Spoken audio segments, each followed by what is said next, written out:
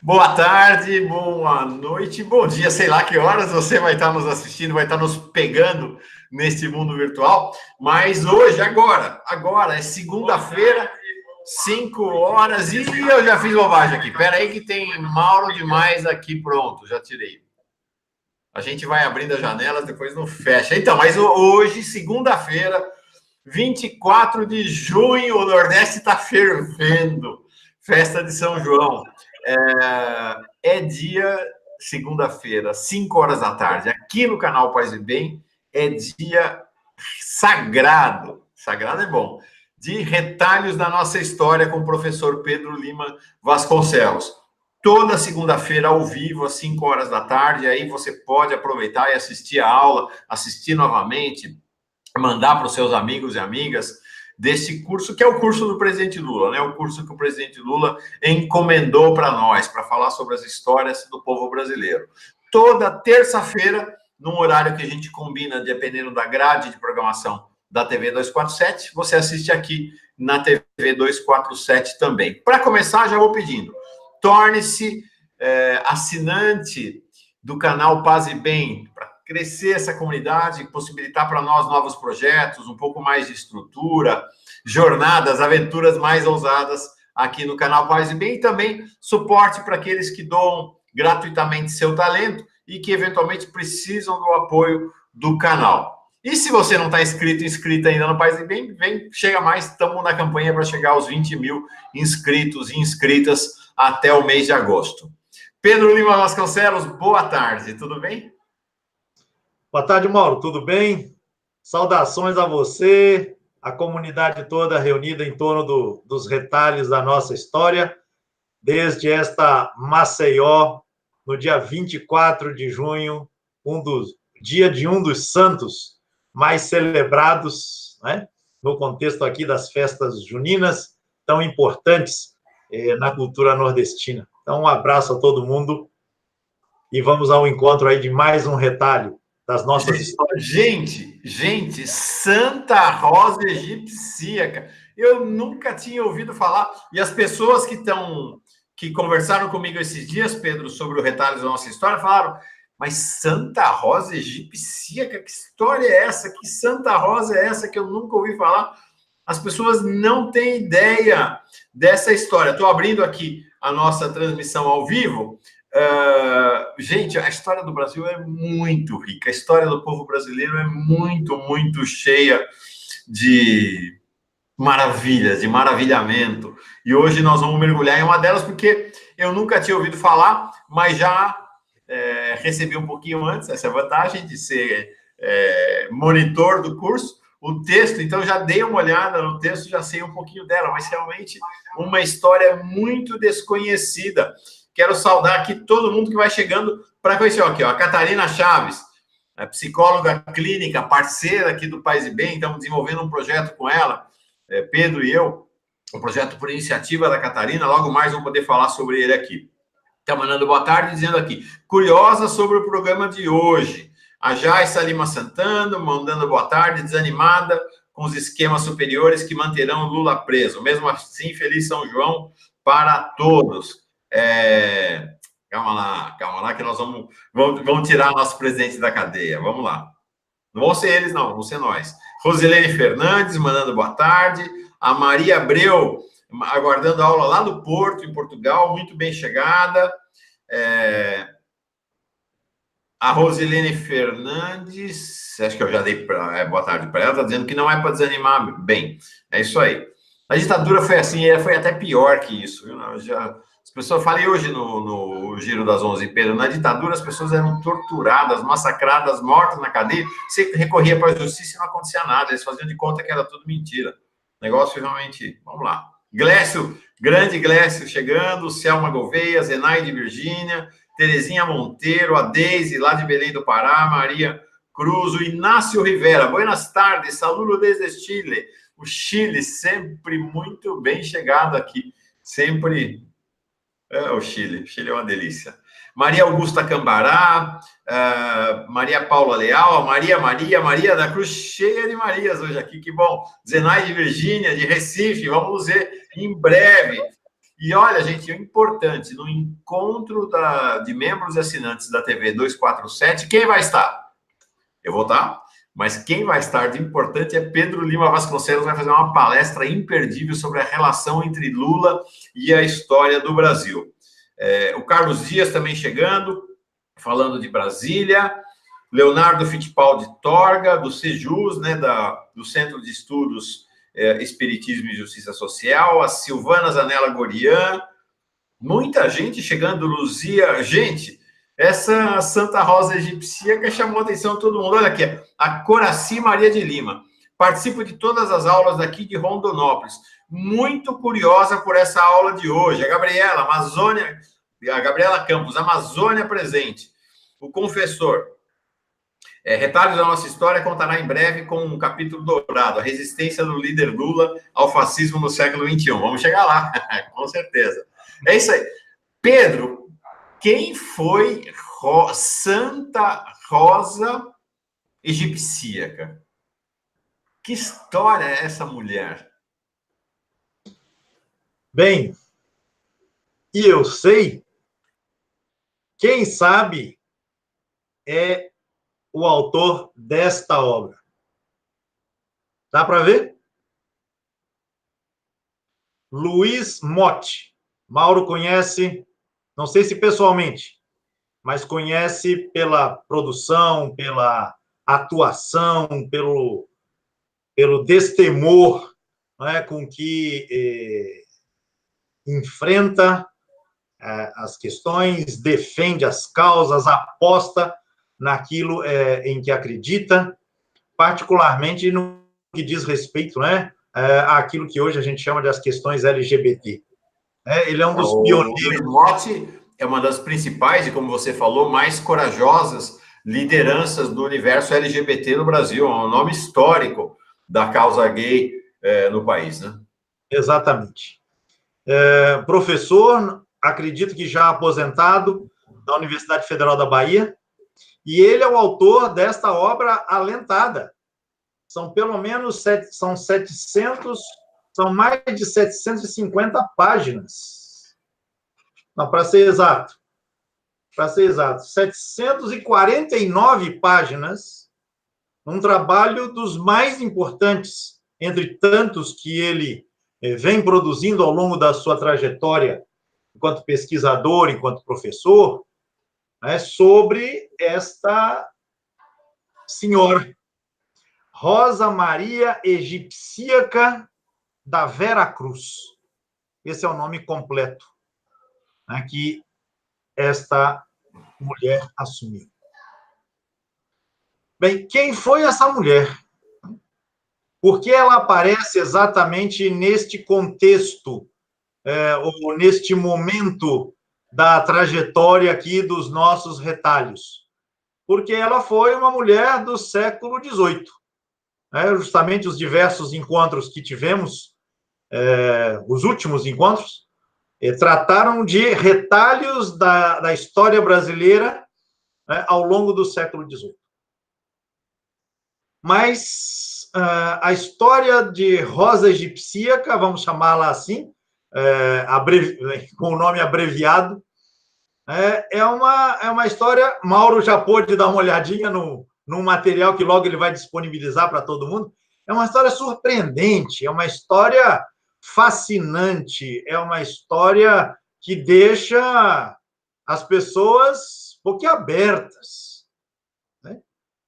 Tamanhas as vicissitudes, os percalços, os extremos, né, pelos quais esta vida passou, né? E, de novo, isso não é a primeira vez que acontece aqui, né, enquanto aos nossos temas, nós ficamos sabendo da existência dela por conta de quê? Por conta dos autos de um processo a que ela foi submetida no Tribunal do Santo Ofício de Lisboa, em meados dos anos 1760.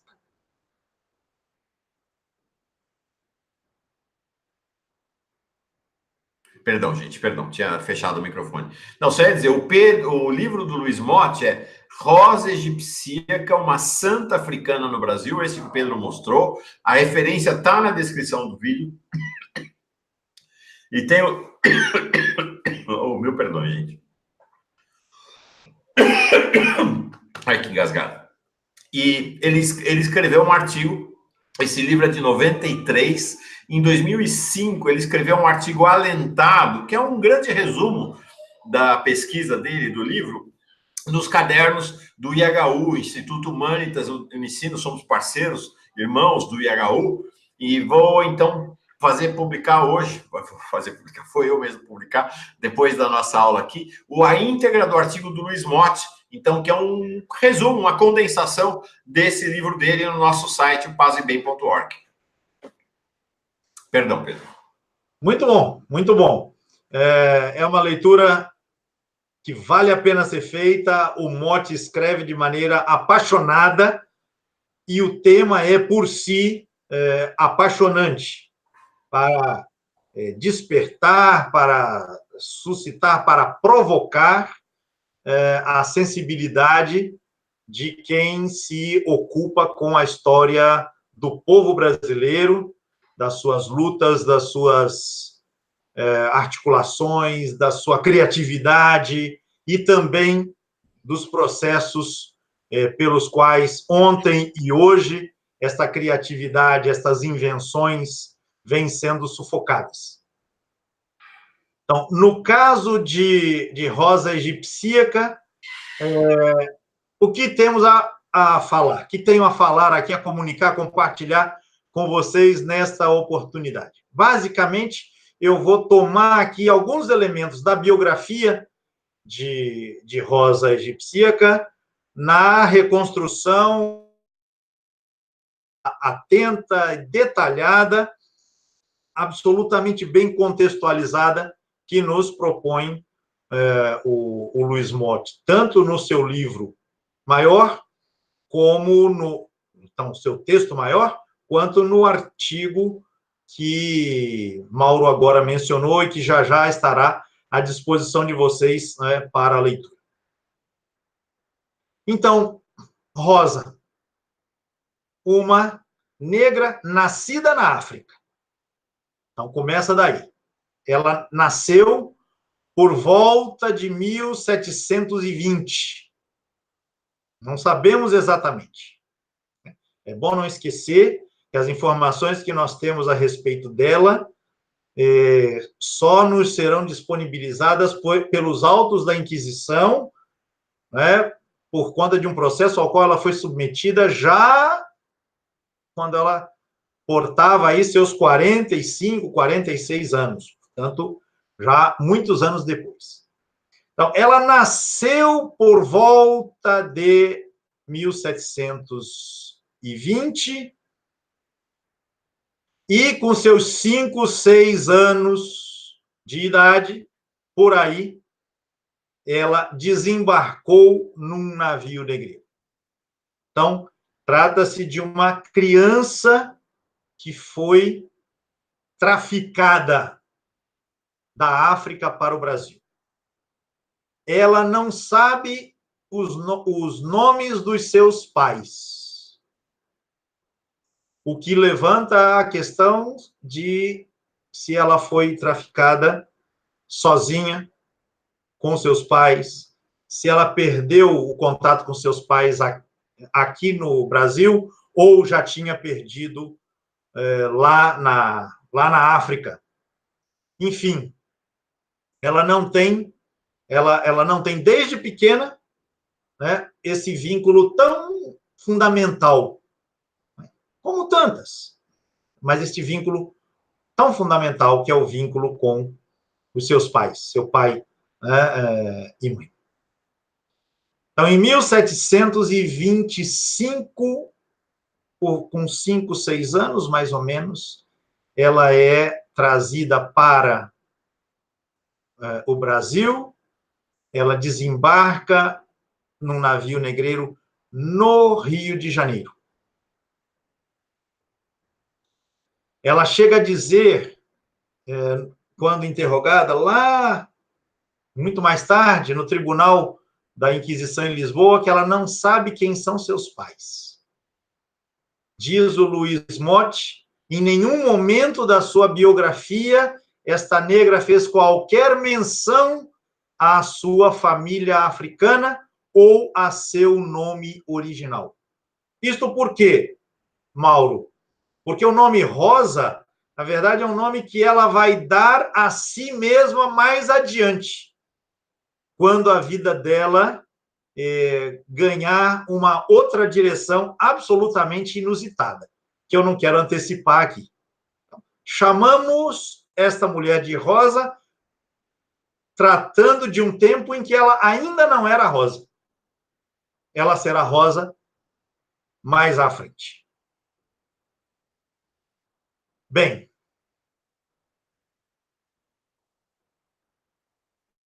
ela é comprada por um senhor de escravos, obviamente, José de Souza Azevedo, que a fez batizar.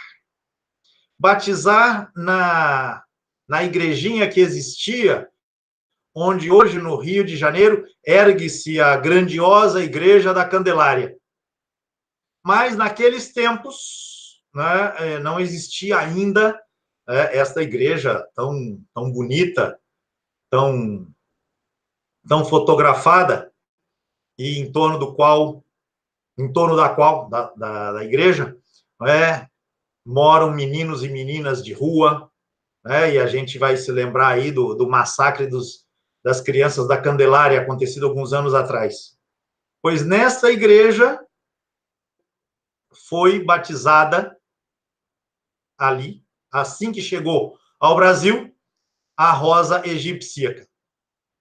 Este mesmo senhor que a fez batizar, que a tornou cristã, vamos dizer assim, será ele que, 8 anos depois, quando a futura Rosa, que a gente já chama de Rosa desde já, iria fazer seus 14 anos, foi este senhor que a violentou sexualmente. Como está registrado nos manuscritos, ela foi desonestada e foi tratada torpemente. E esse é um detalhe que é importante que nós levemos em conta, porque o que aconteceu com Rosa não foi exceção. O Luiz Motti cita, Mauro, uma passagem de Gilberto Freire, que é importantíssimo que nós recuperemos nesta oportunidade. Está lá no Casagrande Senzala.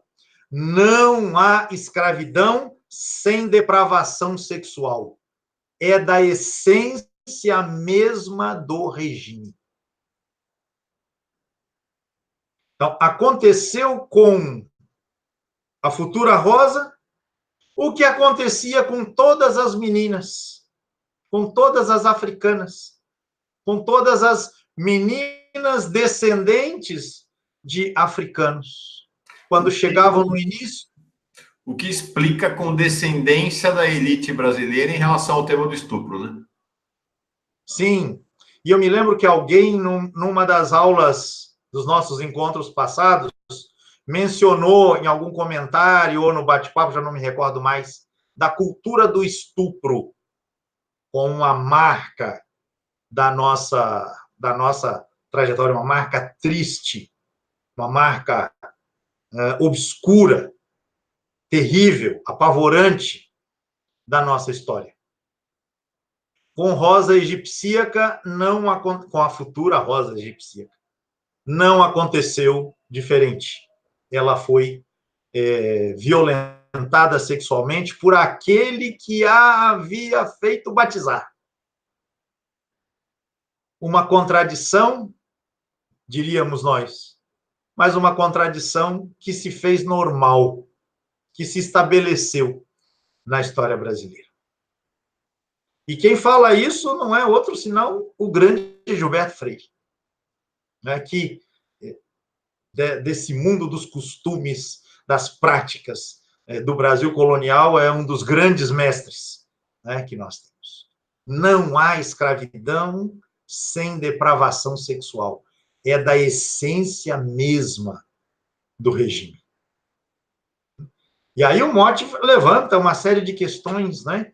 Se o uso sexual das escravas era assim, prática corrente, né?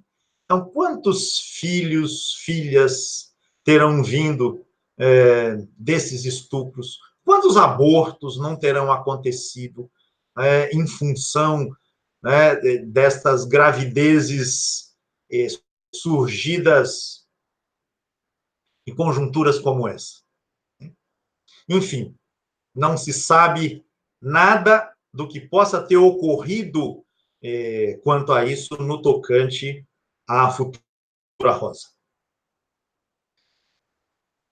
Depois de usada sexualmente pelo seu senhor, que a havia feito cristã, eu quero insistir nesse paradoxo, Mauro, porque ele é pavoroso, né? Ele deve suscitar, né, mexer com as nossas entranhas, né? Porque foi assim que a formação cultural histórica brasileira foi feita. Depois de ter sido usada e abusada por este senhor, a futura Rosa foi vendida. Foi vendida pelo senhor que a havia comprado, batizado e violentado. Foi vendida como escrava, obviamente, portanto, como uma propriedade a mais que você comercializa de acordo com os seus ganhos, com os seus interesses. Foi comercializada para agora prestar os seus serviços como escrava nas Minas Gerais. Portanto, estamos aí por volta de 1732, 33, 34, por aí. Recordemos que esta época é a época do auge das explorações dos minérios, particularmente do ouro, naquelas vilas que hoje nós conhecemos com o nome de Ouro Preto, Mariana, Congonha, São João del Rei, etc, etc. Pois muito bem, Rosa, a futura Rosa, será comprada por uma família que daria para a história brasileira e para a história, particularmente da história da literatura brasileira, um dos seus nomes importantes, talvez hoje menos conhecido, mas uma figura que produziu uma obra literária que marcou época e que está inscrita na história da literatura brasileira, que foi o Frei José de Santa Rita Durão, um frei da ordem agostiniana, que na segunda metade do século publicaria o seu poema épico Caramuru, publicado, coincidentemente, mais ou menos na mesma época que fora publicado o poema épico do qual nós tratamos no encontro passado, o Uruguai, do Basílio da Gama. Então, a família da qual surgiria o futuro Frei José de Santa Rita Durão, né, é que vai adquirir a escrava já usada e abusada pelo seu senhor. Então, ela já tem aí algo como seus 14 anos, 13, 14 anos. Um detalhe importante ao qual o Luiz Motte chama a nossa atenção, Mauro, é que nas Minas Gerais, a escravidão ela era principalmente, não exclusivamente, ela era principalmente uma escravidão masculina. Por quê? Porque a mão de obra que se exigia para a exploração das minas era aquela que ia trabalhar com a picareta, né? Nós inclusive, falávamos disso no encontro sobre as rebeliões do ouro, né? Então, meninos também eram recrutados, crianças eram recrutadas para poder furar os barrancos, mas depois entravam os homens, né, fortes, com as picaretas para avançar na escavação destes barrancos, né, em busca, né, do tão desejado, do tão ansiado minério, do ouro e outros metais preciosos. Né? O Mote vai dizer que num contexto como esse, numa contagem que foi feita num determinado cenário que ele não descreve com mais detalhes, ele vai dizer que a futura Rosa era a única escrava num plantel de 77 escravos homens. Uma entre 77 homens escravos. Qual será a atividade a qual ela acabará por se dedicar nos próximos anos, nos anos subsequentes? A prostituição. Então, ela se torna, diz aqui o Mote, ela trata de vender o seu corpo e favores sexuais aos concupiscentes mineiros, que com ouro em pó compravam mercadorias e prazer das poucas mulheres que se encontravam ali. Ela vai dizer mais adiante, né, num dos depoimentos, quando ela começa a ser interrogada, ainda aqui no Brasil, ela diz que por 15 anos ela passou a se desonestar. Esse desonestar, para quem tem alguma dúvida, tem a ver com a palavra honestidade. E honestidade aqui entendida em termos de moralidade, né? Moralidade sexual. Então, é a desonestidade, né? Um termo utilizado na época para designar, né, a prática da prostituição. Então, diz ela que ela passou 15 anos a se desonestar, vivendo como meretriz, tratando com qualquer homem secular que a procurava, em cuja vida assim andou. Então, por 15 anos, então, até perto dos seus 30 anos, né, ela atuou, como escrava, né, esteve envolvida, né, com a prática da prostituição. 15 anos, os anos da sua juventude, né, e os primeiros anos da sua fase adulta. Diz o Mote, comentando esta situação, né, que, palavras do Mote, este comércio venéreo deu à escrava africana um traquejo social e um verniz civilizatório que muito vai auxiliá-la no futuro que ainda estava por se delinear. Mas, por outro lado, é importante, continua o Mote, é importante que a nossa imaginação não fique cega ao outro lado dessa história. Então, diz ele, todos os constrangimentos, violências e doenças que esta jovem africana deve ter sofrido na condição de prostituta escrava negra numa região abarrotada de aventureiros e carente de filhas de Eva. Continua o Mote.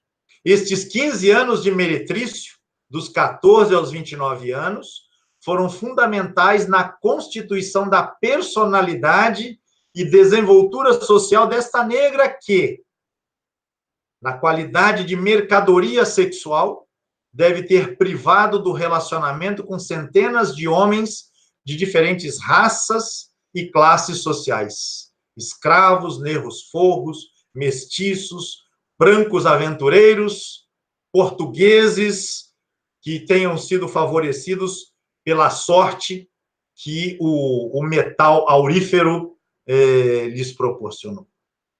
Certamente, continua o mote, certamente eram relacionamentos marcados pela dominação machista, deboche, malandragem, né? Aguardente, outros ingredientes que seriam aí ingeridos nessas oportunidades, né, destas práticas. Né? E aí ele vai falar também de dança, de muita música. Aliás, diz ele que a Rosa adquiriu, inclusive, um gosto muito grande pela dança. Mesmo em tempos posteriores da sua vida, a dança era alguma das coisas que mais lhe apeteciam. Enfim, 15 anos de atividade de comércio sexual, como se dizia na época. E com isso chegamos aí até praticamente a metade do século XVIII. Ela está para completar os seus 30 anos. E é um novo momento que se delineia na vida desta mulher. Sempre na reconstrução biográfica proposta pelo Motte, né, a futura Rosa se vê acometida de uma doença, de uma enfermidade que não se consegue identificar, não se consegue entender em que consistiria. Então, ela ficava, descreve aqui o Motte a partir dos documentos que ele consultou, ficava com o rosto inchado, sentia tumor no estômago e caía, muitas vezes, ao chão, desacordada. O aparecimento desta doença faz com que ela decida dar outro rumo para a sua existência. Então, ali na virada da primeira para a segunda metade do século XVIII, ela toma uma decisão drástica. Ela toma os poucos bens que ela havia conseguido juntar, né, a partir aí, né, da sua atividade anterior, que ela agora repele. Então, algumas joias, algumas roupas, ela toma isso, vende e distribui tudo aos pobres. E adota uma vida de beata. E o que é a vida de beata? Hoje a palavra beata tem até uma conotação, a depender de quem fale, até um tom meio pejorativo, mas é isso mesmo. Uma vida de alguém que passa o tempo que pode rezando. Então, envolvida com práticas devocionais. Diz aqui o Luiz Motte, a uma certa altura do texto, adotou vida beata, frequentando os ofícios divinos e liturgias que eram celebrados nas barrocas igrejas mineiras, muitas delas recém-construídas. Não esquecer que justamente... Essa altura ela era escrava ainda, Pedro? Ela ainda é escrava. Ela ainda é escrava, só que ela é aquela escrava que a gente chama era chamada de escrava de ganho. Ou seja, a escrava que realiza serviços fora de casa. Não é a escrava, digamos, doméstica, mas aquela que vende quitutes, né, frequenta a vila, e faz os serviços fora de casa. Então, entre essas atividades todas, estava também a prostituição, mas sempre na condição de escrava. Sempre na condição de escrava. Escrava daquela família que nós já mencionamos. A família do futuro Frei José de Santa Rita Durão. Então, ainda escrava. Importante que isso seja reiterado. Numa dessas andanças, numa dessas práticas devocionais, na participação das tantas e tantas práticas devocionais que aconteciam nas igrejas daquelas cidades mineiras, ela encontrou próxima à aldeia em que vivia a família dos seus senhores, né, um padre, o padre Francisco Gonçalves Lopes, que era um padre português, Mauro, famoso pelas práticas de exorcismo. Era um padre que, àquela época, já beirava os seus 60 anos, já 50 e tantos anos. Lembrando que a Rosa está próxima dos 30 anos. Bem, este padre era muito famoso pelos exorcismos que praticava. Ele tinha um apelido. O apelido dele era Xota Diabos. Ou seja, enxota diabos, enxota demônios.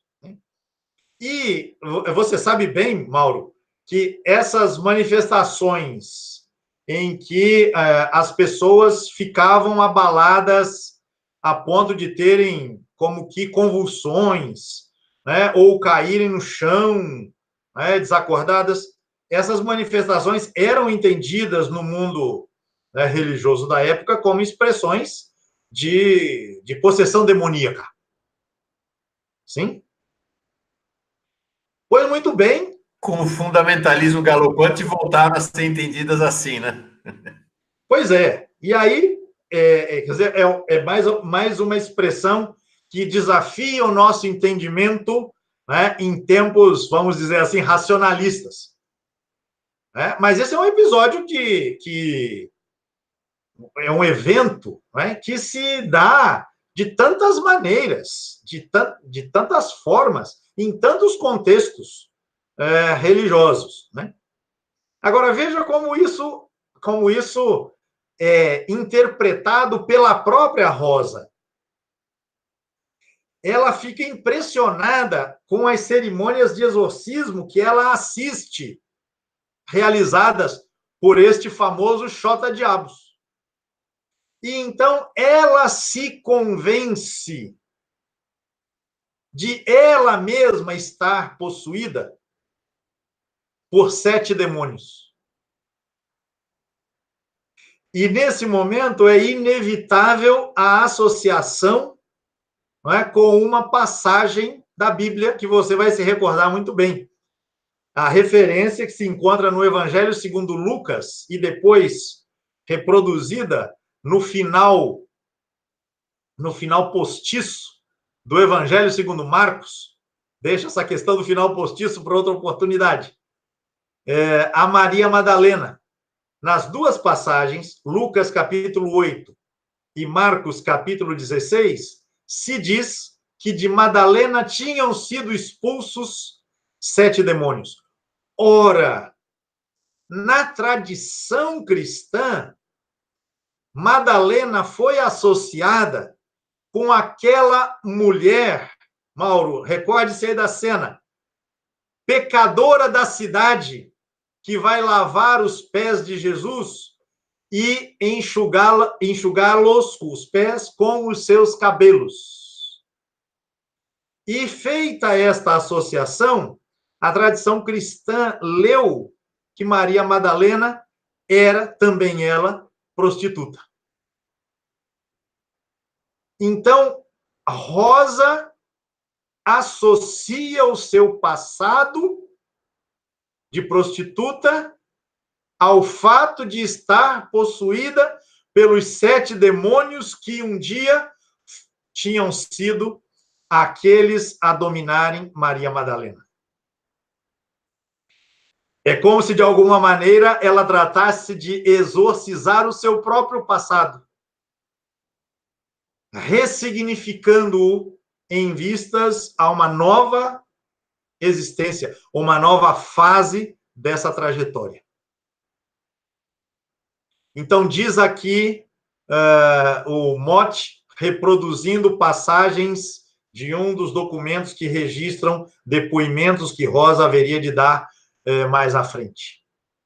Então, segundo as palavras do exorcista, ela caiu no chão fazendo diferentes visagens e muitos trejeitos com o corpo, levantando-se e dizendo que era Lúcifer que a vexava e lhe causava grandes inchações que tinha na cara e no ventre.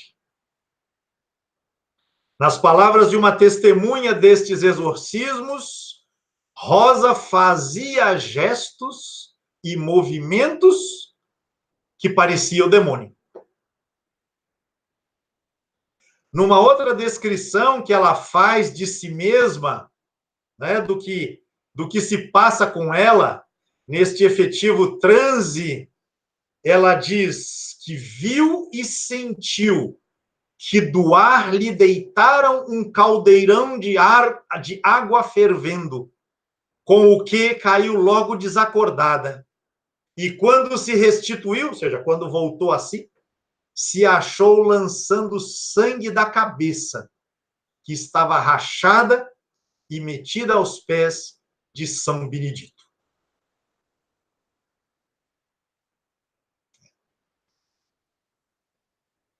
São Benedito, um santo negro. Uma coincidência que, obviamente, não é mera coincidência. Um santo cuja tradição era de que tinha sido escravo. Segundo algumas histórias que se contavam a respeito dele, tinha sido escravo. E depois se havia tornado irmão franciscano. Qualquer semelhança com o futuro franciscano da futura Rosa não é mera coincidência. De alguma maneira, já se antecipava aquilo que estava por vir. Mas, Mauro, os 7 demônios da Rosa eram particularmente desafiadores, porque ela teve de ser submetida a outro exorcismo. Para este outro exorcismo, trouxe à tona uma faceta absolutamente surpreendente. E, mais uma vez, eu vou me permitir aqui ler e comentar uma passagem do artigo do Luiz Motti. Então, diz ele, um segundo exorcismo, realizado ainda nesta mesma freguesia ali, próxima de onde os senhores da Rosa viviam, este segundo exorcismo confirma ao sacerdote que a escrava do casal Durão era uma possessa especial, pois, quando vexada, fazia sermões edificantes, sempre preocupada que todos mantivessem perfeita compostura nos templos, retirando à força para a rua a quantos conversassem ou desrespeitassem a presença do Santíssimo Sacramento. Quando possuída por Satanás, continua a Motte, falava grosso, caía desacordada e dizia ter visões celestiais, vendo por diversas vezes Nossa Senhora da Conceição, ouvindo diversos coros de anjos que lhe ensinaram algumas orações, recebendo até a revelação de uma fonte de água milagrosa ao pé de uma montanha, onde devia ser construída uma igreja em honra da Senhora Santana. Santana, a mãe de Maria. Mauro, é de se surpreender, né? O rumo que essa história assume. Ela se torna, então, agora não só uma devota, uma beata, mas ela começa a pronunciar sermões. Ela começa a ensinar. Se ela vivesse no sertão, ela seria chamada conselheira. Porque o Antônio Conselheiro, parênteses, o Antônio Conselheiro antes era chamado de beato. E só quando ele passa a ensinar, a dar conselhos, que ele recebe essa alcunha. Claro, os tempos são outros, os contextos são outros, e Rosa é mulher. Não sei se o patriarcalismo chegaria a ponto de reconhecê-la como conselheira. Mas veremos já já, ela foi reconhecida como algo muito mais grandioso, inclusive do que ser uma eventual, né, conselheira. Mas os exorcismos a que ela é submetida e os efeitos destas possessões começam a surpreender, começam a estranhar, começam a suscitar, né, perguntas sem respostas, dúvidas não esclarecidas. O próprio padre fica impressionado que, como efeito das suas ações de exorcismo, né, emerja uma pessoa com essa estatura do ponto de vista religioso. Ela se torna uma liderança religiosa. Né? Uma liderança qualificada, porque começa agora a falar, ensinar a doutrina e receber, inclusive, comunicações a respeito de igrejas que ela deveria construir. É algo absolutamente impressionante. Bem, para não me alongar neste momento decisivo da trajetória de Rosa, eu avanço um pouquinho mais para dizer que, então, a fama de Rosa se espalha pelas diversas cidades, vilas, né, que nós conhecemos hoje como as cidades históricas, e a Rosa agora é a visionária. E mais, ela passa a ser acompanhada do padre Xota Diabos. O padre se torna agora o principal mentor da figura de Rosa como alguém com destaque que essa radical transformação da sua vida lhe proporcionou. Ele se torna um seguidor dela.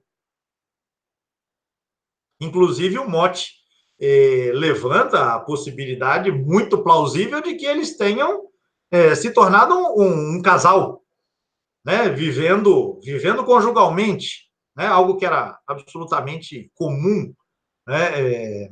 Quanto ao clero, né? Daquela época.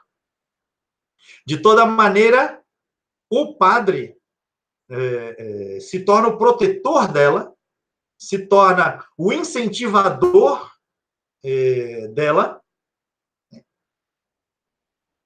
nas visitas que ela passa a fazer pelas cidades, pelas aldeias, ali onde surgiam, né, esses agrupamentos humanos, sempre em torno, né, da busca pelo ouro e pelos diversos metais preciosos.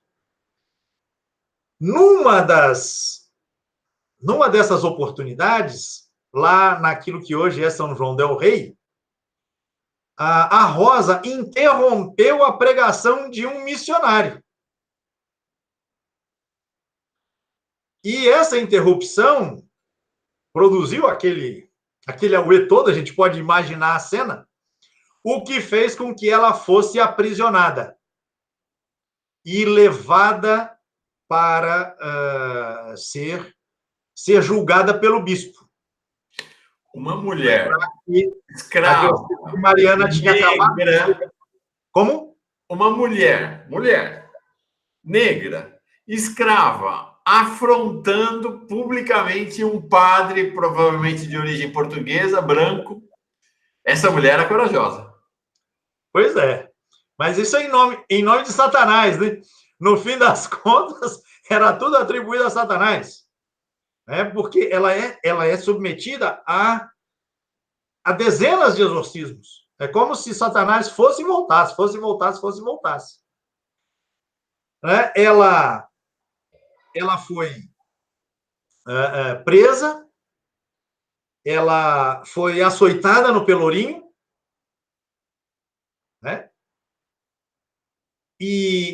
Mas a fama dela foi tão importante, foi tão grande, já era tão grande, que o próprio bispo, e aí eu dizia, a Diocese de Mariana tinha acabado de ser criada, o bispo tinha recém-chegado, recém-tomado posse da Diocese, ele tomou posse em 1748. Essas coisas estão acontecendo aí por volta de 1750. Quer dizer, o bispo nem bem chegou, já tem que lidar com uma situação deste calibre, né, desta importância, dessa complexidade, mas ele ganhou a simpatia do bispo. Ela ganhou, perdão. Ela ganhou a simpatia do bispo.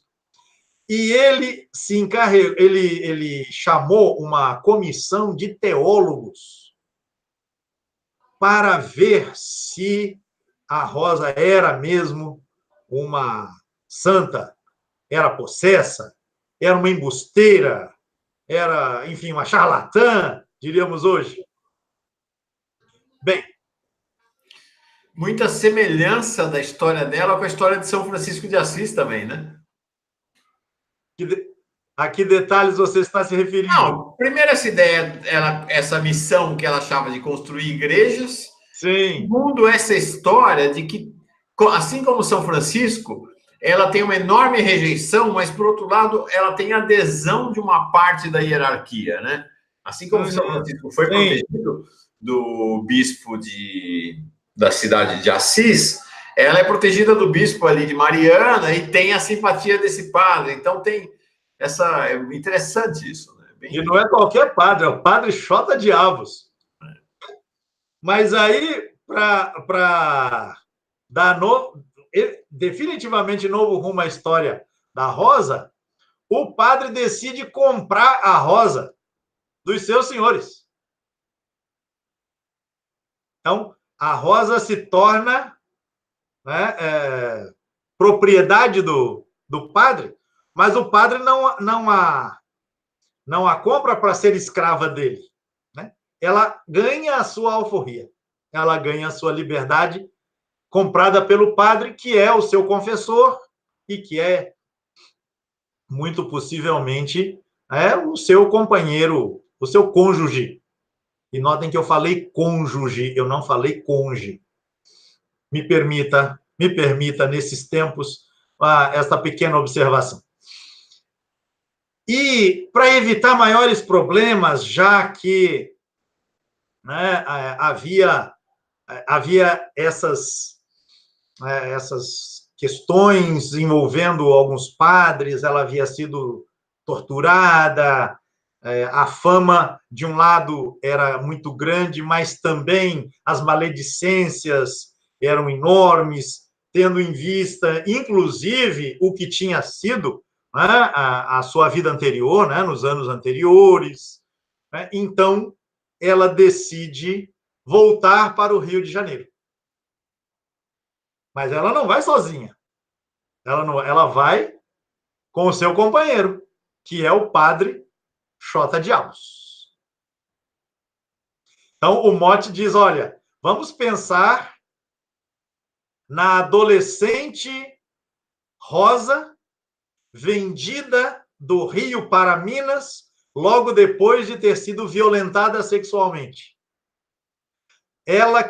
A Rosa que vai com 14 anos e a Rosa que volta com seus 30 anos, mais ou menos.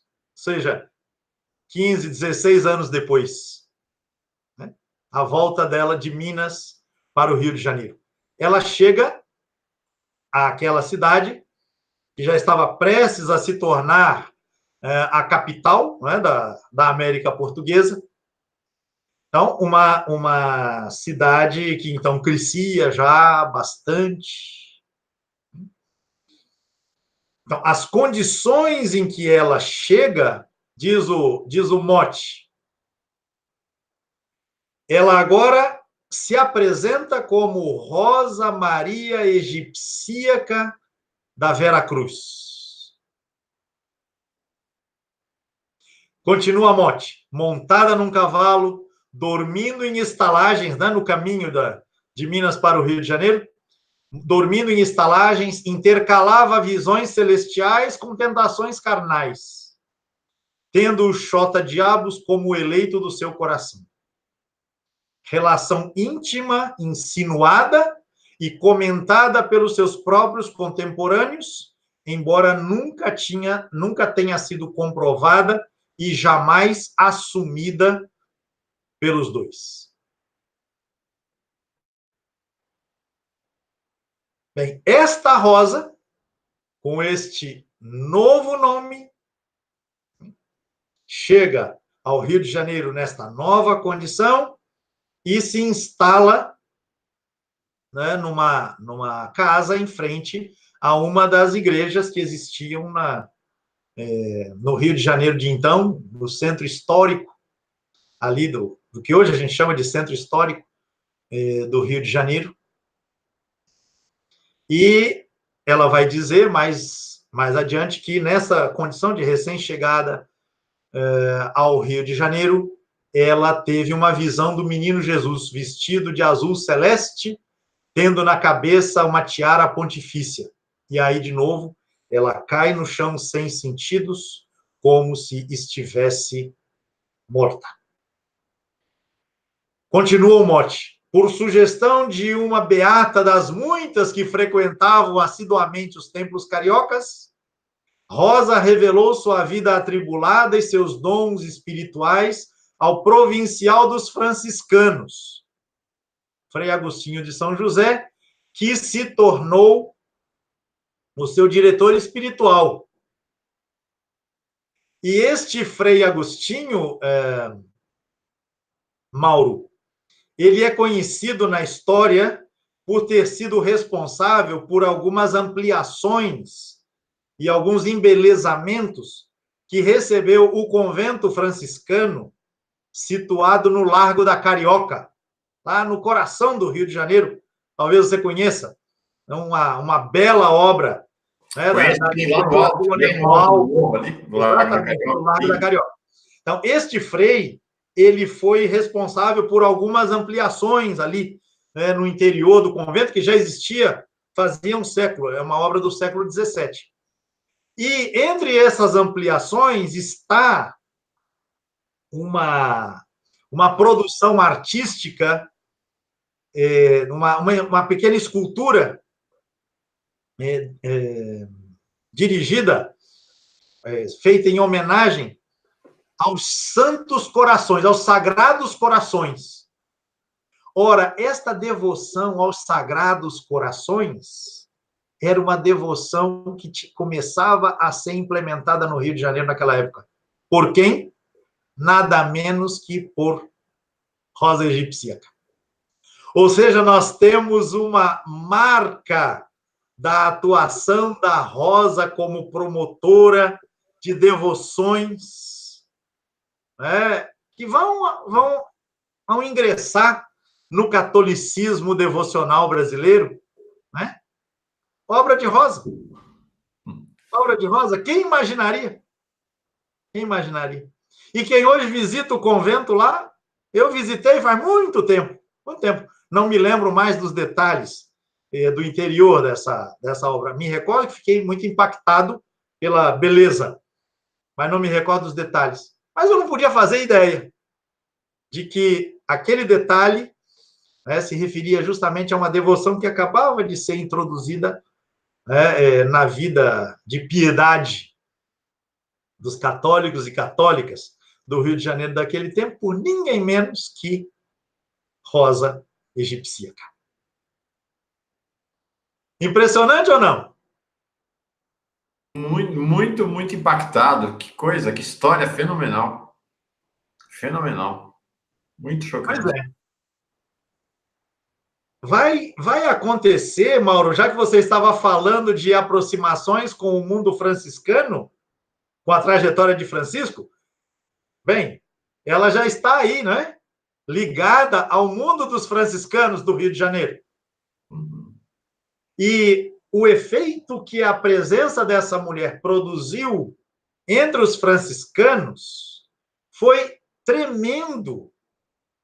Por quê? Porque ela, além dessa presença impactante, né, que a figura dela produzia, ela era muito aplicada aos deveres religiosos que eram comuns, né, que eram apregoados para uma efetiva vida de piedade. Então, ela fazia muitos jejuns, as práticas de autoflagelação, o uso do silício, coisas muito próprias, né? Muito comuns ao catolicismo da época. Você sabe muito bem disso. Né? As práticas, então, das preces, das orações, das novenas, a frequência à comunhão. Como efeito disso, ela recebeu um título: Flor do Rio de Janeiro. Quer mais? Quer mais? Vem mais ainda. Impressionante, né? Impressionante. Esses franciscanos, hein? Que coisa impressionante. Pois é. Então, a, a Rosa adquire um lugar único nesse universo e, de passo em passo, a sua figura vai ficando cada vez mais agigantada e cada vez mais complexa. Por quê? Sempre me apoiando aqui na aguda análise do Luiz Motti. Este é o tempo, Mauro, em que, segundo Motti, né, a igreja está apoiando, está incentivando o culto a santos que de alguma santos e santas que de alguma maneira tinham passado pela experiência da escravidão. Essas devoções elas eram incentivadas nos mundos católicos em que a prática da escravidão acontecia. Então, que santos e santas tinham seus cultos incrementados? Então, cita ele: São Benedito, Santo Elesbão, Santa Ifigênia, Santo Antônio Catigeró. Exemplos diz o mote, humildade, resignação e santidade. O próprio rei de Portugal, nesta época, aquele mesmo Mauro que havia condenado o Enequim à morte, lembra-se? Dom João V. Ele tinha escrito uma carta ao clero aqui do Brasil, insistindo em que negros e negras não morressem sem que fossem batizados, batizadas, que fossem evangelizados, evangelizadas, e certamente, nesse processo de tornar essas pessoas católicas, a devoção a estes santos em particular, essa devoção, ela era muito incentivada. O que vai acontecer com Rosa, Mauro, membros da comunidade? Ela vai ser declarada santa. Em vida. Uau. Em vida. Ela será chamada de santa. É uma metamorfose. A mim me impressiona como é que isso acontece na trajetória desta mulher. Como é que isso veio a acontecer? Ela será declarada santa. E em torno dela, vai criar-se um efetivo culto de que se beneficiarão, inclusive financeiramente, os franciscanos. Porque as pessoas vão fazer romarias para visitar a Rosa, para beijar-lhe os pés, para pedir-lhe a bênção, para rezar diante dela. para acender velas em sua homenagem. E assim por diante. Santa em vida. Em vida. De novo, alguma coisa impressionante. A flor do Rio de Janeiro é rosa. Pois é. Pois não é? Mas a mais, se já não bastasse, nesta curta vida, quantos anos Rosa tem a essa altura? Ela tem 40 e poucos anos. Nesses últimos anos, diz ela que, obedecendo a uma visão, ela tratou de aprender a ler e a escrever. Ordem de Nossa Senhora. Diz o mote, é a primeira africana de que se tem notícia em nossa história a ter aprendido os segredos do abecedário. Ela vai escrever textos teológicos, textos devocionais.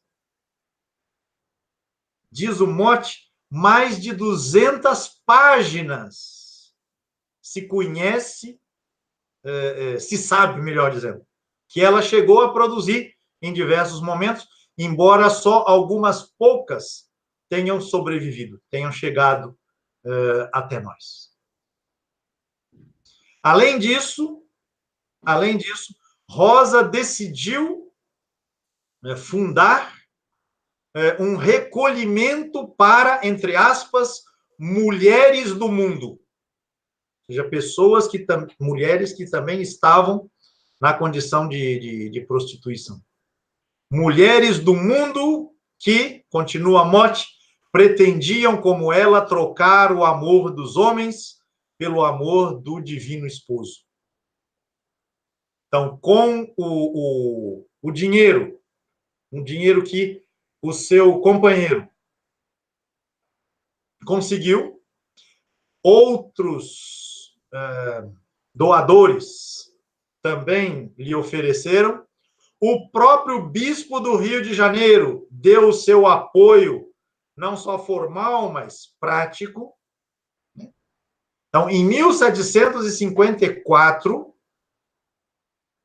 ela estava, eu falava 40 e poucos anos? Não, ela estava com 30 e poucos anos. Estava com 34, 35 anos. Em 1754, informa-nos o mote, foi lançada a primeira pedra do recolhimento de Nossa Senhora do Parto. Não por acaso esta invocação de Nossa Senhora, né? Nossa Senhora do Parto.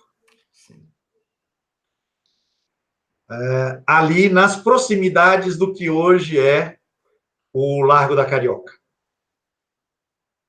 Diz o mote que neste recolhimento, Rosa chegou a abrigar mais de 20 moças donzelas e ex-mulheres da vida, sendo pelo menos metade delas negras ou mulatas. E o recolhimento era mantido por doações feitas pelos fiéis ou por parentes das mulheres recolhidas ali naquele abrigo. Ainda existe, Pedro? Que era comum, né, na época. Ainda existe? Não mais existe. Não mais existe.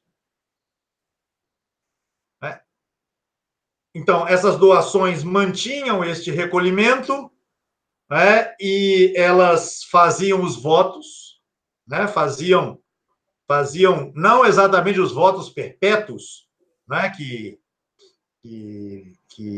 as religiosas costumam fazer, os religiosos costumam fazer, mas viviam a vida como se fosse a de um convento.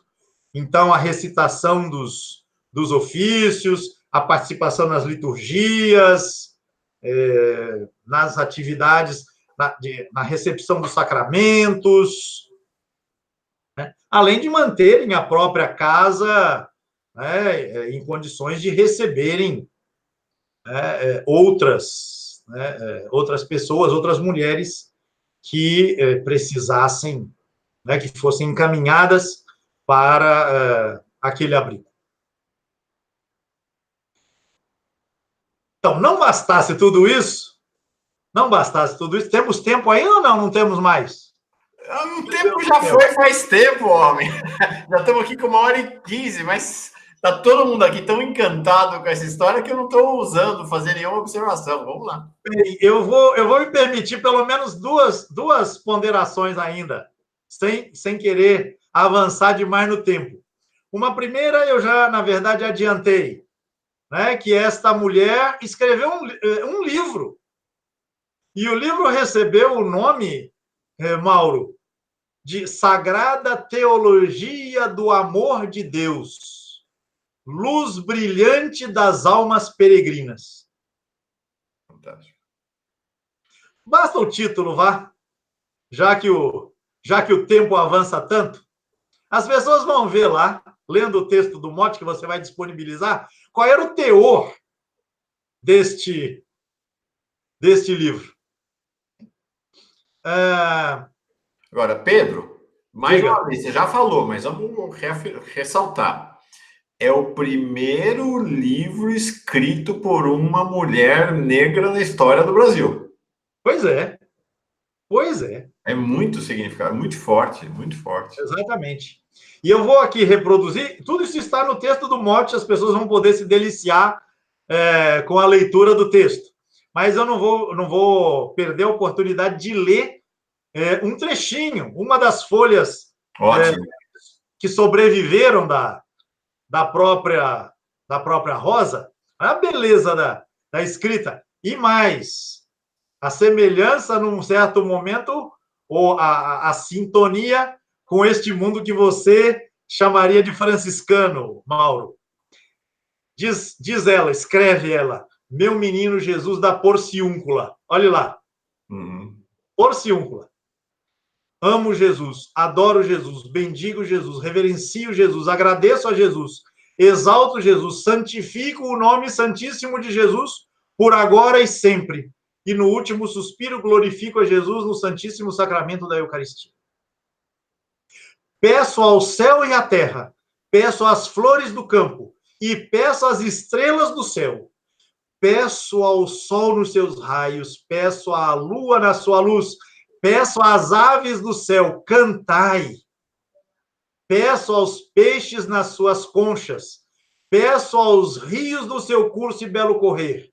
Peço aos anjos, peço aos santos, peço aos homens e às mulheres, peço a todas as línguas e nações remotas, me ajudem a dar graças a meu Jesus crucificado, porque nos criou e nos remiu com o seu precioso sangue. Peço à Sagrada Família, São João Batista, São João Evangelista, ao meu anjo custódio, à santa do meu nome, que louvem por mim ao Senhor por tantos benefícios e tão grandes misericórdias que de suas liberantíssimas mãos tenho recebido, e que me faça uma criatura tal qual ele quer que eu seja. Amém. Jesus, Maria, José, eu vos dou o meu coração e a minha alma. Rosa. Que maravilha de poesia. Pois é. É a poesia desta mulher. Desta mulher.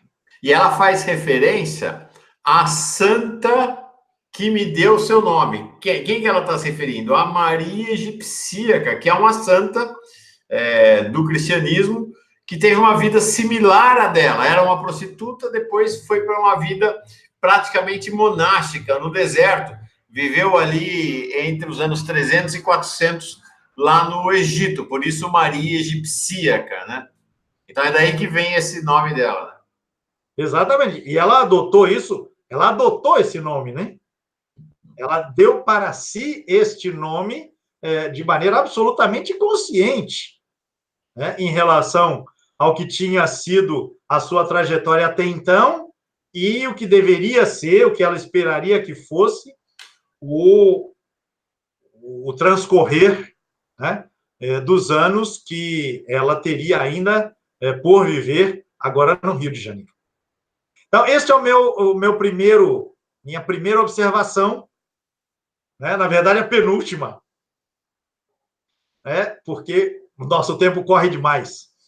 A outra observação, já que temos que terminar, diz respeito ao fato de que nós não sabemos como a vida de Rosa terminou. Porque também no Rio de Janeiro, por conta de toda a sua atividade, agora como esta líder inconteste, né, e multifacetada, né, porque ela não é só a devota, ela é a escritora, mas ela não é só a escritora, ela é a líder lá do recolhimento, então a acolhedora de tantas mulheres que vêm buscar junto a ela a possibilidade de refazerem as suas trajetórias. Bem, eu disse inconteste, vírgula, porque em algum momento ela se indispõe com uma autoridade eclesiástica. Não foram as eventuais heresias que ela tivesse pronunciado que a colocaram em situação problemática. Por exemplo, em algum momento ela se proclamou esposa da Santíssima Trindade. Isso não criou problema. Outras atribuições que ela deu a si mesma, também isso não lhe produziu maior problema. Mas ela criticou alguns padres do clero do Rio de Janeiro que davam mau exemplo. E ela denunciava em público, né, os maus exemplos dados por esses referidos padres. Era a turma do Dorani Tempesta. O antecessor dele, com certeza, né? Pois é. E aí, na denúncia que ela faz ao mau comportamento de alguns padres do clero do Rio de Janeiro, depois ela denuncia também uma senhora da alta sociedade que também se comportava de maneira inadequada. Aí o bispo entra em ação e começa a recolher testemunhos que pudessem desaboná-la. Resultado disso, ela é presa, o padre Xota Diabos também é preso, e depois de um ano, isso aí é no ano de 1762,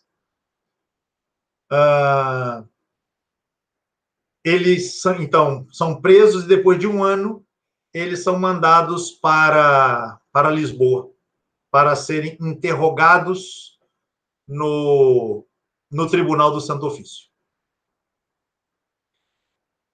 E aí, talvez a maior tristeza dessa história toda é que o padre deixa a Rosa sozinha. Ele trata de declarar que ele foi enganado pelos embustes dela. Homens, né? Homens. Para tratar de escapar da punição que certamente recairia contra ele. Então, ele conseguiu o perdão, tendo sido degradado, né, portanto, exilado para o sul de Portugal, a região do Algarve. Ele manteve os seus direitos enquanto padre, mas não por inteiro. Ele foi proibido de confessar e justamente de praticar aquilo que lhe dera toda a fama, que era a prática dos exorcismos. A lamentar. E a Rosa egipcíaca aguentou o tranco sozinha, então. Ela teve que aguentar o tranco sozinha. Mas o dado curioso é que ela vai dizer que nunca mentiu, que nunca inventou, vai confirmar suas visões, suas comunicações com o divino e as suas crenças em relação ao seu estatuto enquanto uma pessoa diferenciada, vamos dizer assim. Os seus êxtases eram reais, as visões que tinha não eram invenções que ela havia feito de maneira alguma. Ela entendia que Deus a havia escolhido não porque ela merecesse, mas movido pela sua grande misericórdia para que ela fizesse uma boa obra, né, em favor dos seus contemporâneos. Quando os inquisidores apertavam para que ela dissesse que era mentira isso ou aquilo, ela dizia, não, eu vi tudo isso, eu ouvi tudo isso, e tudo que eu vi e ouvi, eu escutei. Mas o dado curioso que eu ia mencionar é que ela, depois de quase 2 anos, né, sendo interrogada, né, bem, o que aconteceu depois a gente não sabe, porque o processo ao qual ela foi submetido teve algum desfecho que não foi registrado. Em outras palavras, nós ficamos sabendo dos interrogatórios aos quais ela foi submetida até 1765. Então, ela foi presa no Rio de Janeiro em 62, deportada para Portugal em 63, e nós sabemos dos interrogatórios aos quais ela foi submetida entre 63 e 65. Nesse meio tempo, o padre tinha cometido a sua traição, né? E tinha tido, né, o destino que nós já comentamos aqui. E em 65, há uns tantos interrogatórios, mas no meio do ano, bem, cessam-se os registros. Então, a gente não fica sabendo se ela veio a ser condenada, se ela foi, de alguma maneira, absolvida, se ela conseguiu escapar do cárcere, não sabemos. Se morreu na prisão depois disso, nada sabemos sobre o destino de Santa Rosa Egípcia. Perdemos o rastro dela quando ela tinha, então, definitivamente. 45 anos. Quando ela estava aí com seus 45 anos. Tá. Que história, Pedro. Que história aí está. Maravilhosa. O título desta aula do Pedro é o mesmo título, tomei o título do livro do Mote, que é Rosa Egipsíaca, uma santa africana no Brasil. E a referência, a indicação bibliográfica do livro está na descrição do vídeo. Não está ainda no nosso site, no pazebem.org, o artigo do Luiz Mote, mas eu vou primeiro colocar no site essa aula agora e depois, na sequência, colocarei o artigo, belíssimo artigo do Luiz Mote. Quem quiser adquirir o livro, não sei se o livro está esgotado, é de 93, mas é sempre encontrável na estante virtual, nessa rede de sebos, a gente sempre acha os livros aqui no Brasil. Vale a pena. Pedro, que fantástica aula. Estou maravilhado. Eu também. É uma história que mexe muito, né? Mexe muito, não é? Com tantos temas, tantos elementos, né, constitutivos da nossa história, e a gente deve a recuperação dela a esse trabalho hercúleo feito pelo Luiz Mote, e o que eu tratei de propor aqui foi um comentário, né, a alguns detalhes dessa efetiva recuperação para a história que o Luiz Mote fez da trajetória, da biografia desta santa africana no Brasil. Eu posso dizer o seguinte, já virei devoto de Santa Rosa Egipsíaca. Somos devotos. É isso aí, é isso aí. Pedro, bom, gente, é essa a aula de hoje. Continuamos, como sempre, toda segunda-feira, às 5 da tarde, ao vivo, e depois, terça-feira, relançamento pela TV 247, segunda-feira a partir de 17 horas aqui no canal Paz e Bem, terça-feira na TV 247. No próximo encontro nosso, Revolta dos Alfaiates, ainda ficamos no século XVIII mais um pouco, é isso? Exatamente. Ainda estamos lá. Tá bom, então nossa próxima aula, permanecemos ainda no século XVIII. Deixa eu ver depois a aula seguinte, para ver como é que nosso curso avança. Eu acho que aí a gente já vai pular para o século XIX. Deixa eu ver a programação aqui, Pedro. Então, semana que vem, os alfaiates da Bahia, revolta dos alfaiates. Aí já vamos para o século XIX. Na aula seguinte, a Revolução de 1817. Ingressamos no século XIX. Estamos indo século em século, atravessando as histórias do povo brasileiro ao longo da história do país. É isso aí, né, Pedro? É isso aí. É isso aí. Muito obrigado. Obrigado pela aula. Não vejo a hora de te abraçar no próximo sábado lá em Recife. Você sai de Maceió. É um grande prazer. Grande prazer. Tá bom. Tá bom. Obrigado. Até mais, então. Boa semana para você.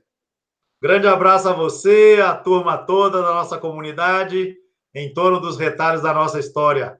Paz e bem, e que Santa Rosa Egipsíaca nos ilumine nesses tempos desafiadores que estamos vivendo. Paz e bem. Amém. Paz e bem. Paz e bem, gente.